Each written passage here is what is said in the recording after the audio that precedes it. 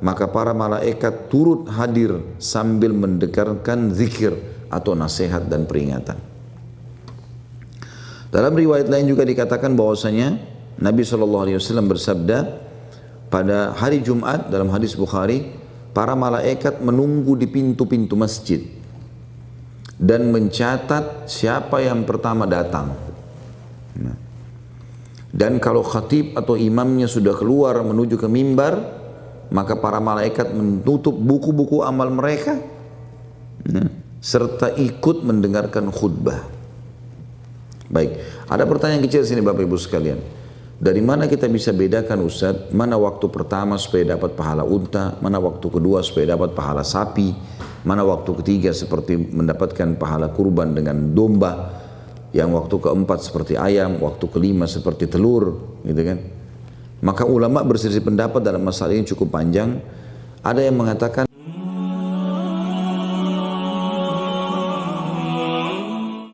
di dalam hadis yang lain riwayat Bukhari juga dikatakan, barang siapa yang mandi pada hari Jumat, mandi janabah, mandi junub, ya.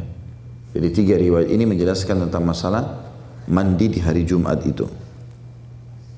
Saya jelaskan hadisnya, disebutkan dalam, bukan cuma Bukhari, riwayat Bukhari Muslim sebenarnya, dari Abu Hurairah radhiyallahu anhu bahwasanya Rasulullah SAW bersabda, man iktasala yaumal jum'ati guslal janabah thumma raha faka'annama qarraba badanah wa man raha fis sa'ati tsaniyah faka'annama qarraba baqarah wa man raha fis sa'ati tsalitsah faka'annama qarraba qabshan aqran wa man raha fis sa'ati rabi'ah faka'annama qarraba dajajah wa man raha fis sa'ati khamisah faka'annama qarraba baydah fa idza kharajal imamu hadaratil malaikatu yastami'una dzikr. Barang siapa yang mandi pada hari Jumat seperti mandi janabah. Ya, tadi saya bilang digabungkan antara mandi junub sama mandi Jumat. Ya. Lalu segera pergi ke masjid. Ya, mudah-mudahan bapak-bapak yang sempat hadir di sini mendapatkan keutamaan ini. Niatkan untuk itu tentunya, bapak ibu semuanya. Ya. Dia sekalian, maka seakan-akan berkurban dengan unta yang gemuk. Jadi seperti kita menyembeli unta, kalau unta sekarang harganya ya 10.000 real. 10.000 real itu mungkin bisa sekitar hampir 3.000 dolar ya, US. Seperti dia bersodakah dengan itu, 3.000 US itu. Ya. Sodakah keluarin.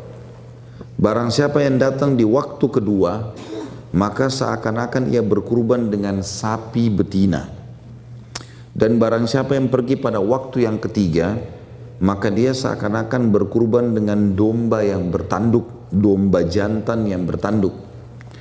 Dan barang siapa yang datang di waktu keempat, dia seakan-akan berkurban dengan seekor ayam. Dan barang siapa yang pergi di waktu yang kelima, maka seakan-akan ia berkurban atau menyumbang, bersedekah dengan sebutir telur. Dan apabila khatib atau imam telah keluar untuk khutbah, maka para malaikat turut hadir sambil mendengarkan zikir atau nasihat dan peringatan. Dalam riwayat lain juga dikatakan bahwasanya Nabi SAW bersabda, pada hari Jumat dalam hadis Bukhari, para malaikat menunggu di pintu-pintu masjid dan mencatat siapa yang pertama datang. Dan kalau khatib atau imamnya sudah keluar menuju ke mimbar, maka para malaikat menutup buku-buku amal mereka serta ikut mendengarkan khutbah. Baik, ada pertanyaan kecil sini Bapak Ibu sekalian. Dari mana kita bisa bedakan Ustaz, mana waktu pertama supaya dapat pahala unta, mana waktu kedua supaya dapat pahala sapi, mana waktu ketiga seperti mendapatkan pahala kurban dengan domba, yang waktu keempat seperti ayam, waktu kelima seperti telur, gitu kan? Maka ulama berselisih pendapat dalam masalah ini cukup panjang.